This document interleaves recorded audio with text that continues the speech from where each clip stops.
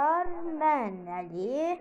Bugün sizlerle bir yerde Crafting and Build oynayacağız.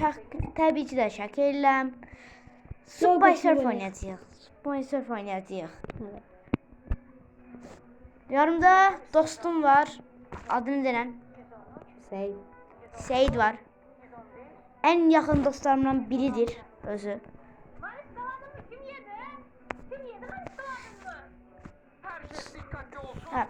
Şimdi bu arada seslenizin özür isterim çünkü dostum biraz sesin aldan. Alacaksan benim evimde özüm bilirim. Mənim tabletimdə özümdə.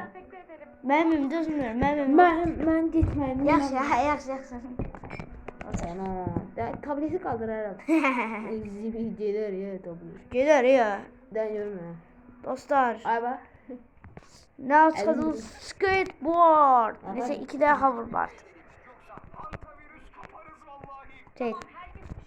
At qəlbi var. Hə. Bu arada at qəlbi ne demektir size tez deyim. At qəlbi sakittir demektir. Yani söyüş falan değil. Biz deyil. Hə? Deyil. Dostlar çok. Kastı oyunum. Hiç ne olmaz. Oyunum kastı gaga.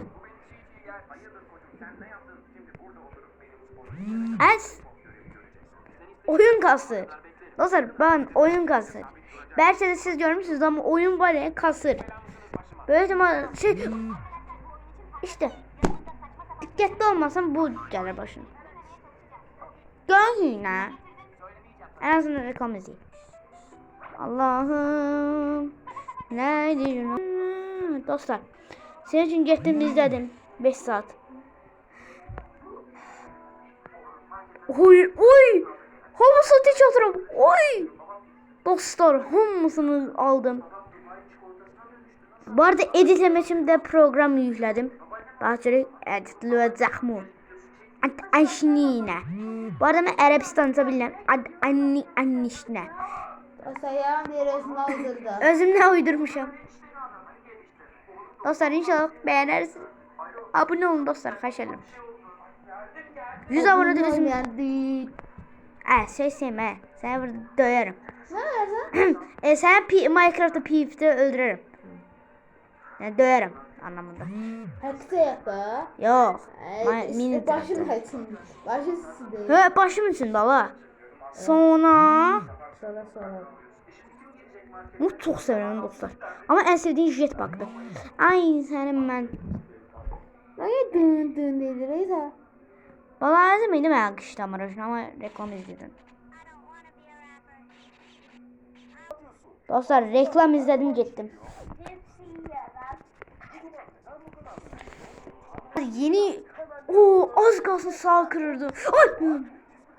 Ay! Dostlar bence ben bunu kabul etmiyorum. Bu nedir? Yani noob abim ben. Neyse dostlar abone olun. Ve 3'te. Dostlar sağ olun, selamat kalın.